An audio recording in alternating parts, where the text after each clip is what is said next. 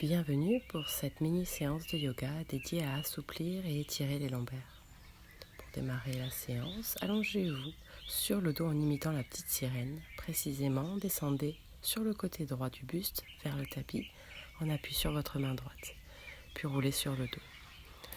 Lors de crises du nerf sciatique ou crural, ou si vous êtes enceinte, c'est une excellente façon de vous allonger en préservant votre dos et votre périnée sans solliciter la zone abdominale. Les pieds sont au sol, les genoux fléchis, les pieds écartés de la largeur des hanches. Ou plus, étirez votre dos en soulevant un peu le bassin et en le tirant vers les talons de façon à allonger la distance épaule-bassin. Soulevez la tête et allongez les vertèbres cervicales le plus près du sol. Puis placez une main sur le ventre et l'autre sur la poitrine ou au-dessus. Fermez les yeux. Et faites-vous ce cadeau de respirer. La respiration se fait uniquement par le nez. Placez toute votre attention sur vos narines. Distinguez l'inspiration de l'expiration. Peut-être vous remarquez que l'air qui entre est plus frais que l'air qui sort. Installez un souffle lent, régulier, ample et silencieux. À l'inspiration, suivez le trajet de l'air, passant par le nez, descendant par la gorge, vers les poumons. Et à l'expiration, le chemin inverse des poumons, remontant vers la gorge, puis sortant par le nez. Sans distraction, continuez de suivre ce chemin. Inspirez, l'air passe par le nez, descend par la gorge, vers les poumons, le diaphragme descend, le ventre se soulève. À l'expiration, le ventre redescend. Le diaphragme remonte, il vient masser le cœur, il aide à bien vider les poumons et l'air ressort par le nez. Continuez au rythme de votre respiration.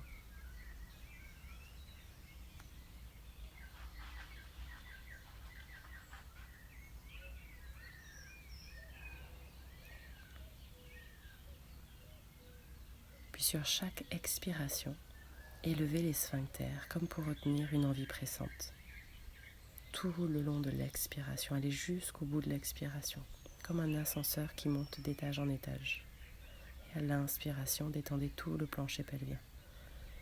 Et continuez au rythme de votre souffle. À l'expiration, élevez les sphincters. L'ascenseur monte, monte, monte. Et à l'inspiration, détendez tout le plancher pelvien. Ce petit exercice simple permet de bien oxygéner la zone lombaire et d'apporter du sang frais. C'est pour ça qu'il est important de pratiquer soit en extérieur, soit avec une fenêtre ouverte. Puis, si ce n'est pas déjà fait, ramenez une main puis l'autre vers le sol.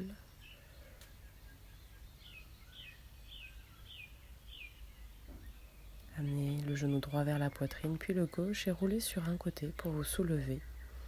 Pareil en préservant le bas du dos et le périnée. Puis placez-vous debout sur votre tapis.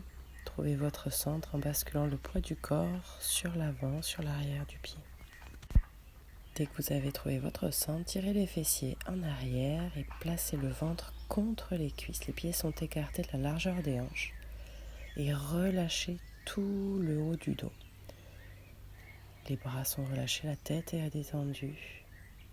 Les mains peuvent attraper les coudes opposés. Et là, laissez le poids du haut du corps tirer vers le sol. Les fesses, elles, montent vers le ciel.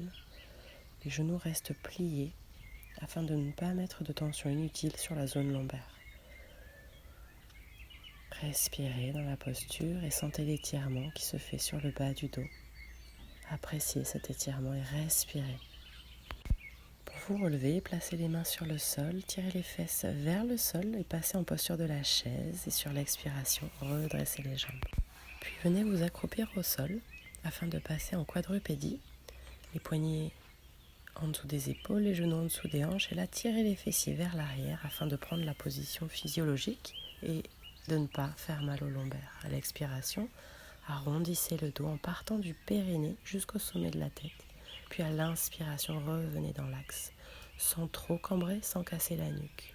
Et au rythme de vos respirations, arrondissez le dos sur l'expiration et allongez la colonne à l'inspire. Vous pouvez placer la contraction du périnée, comme on a vu en début de séance, à chaque début d'expiration. Répétez ce mouvement autant de fois que vous le souhaitez. Il est parfait pour assouplir et étirer le dos avec beaucoup de douceur.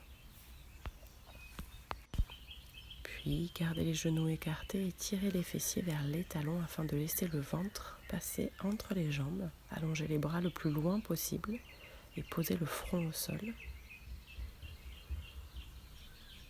La posture de l'enfant, Balasana, permet d'étirer toute la partie du dos, du sacrum jusqu'au sommet de la tête. Vous pouvez placer votre respiration au niveau des lombaires. À chaque expiration, placez toute votre attention au niveau des lombaires.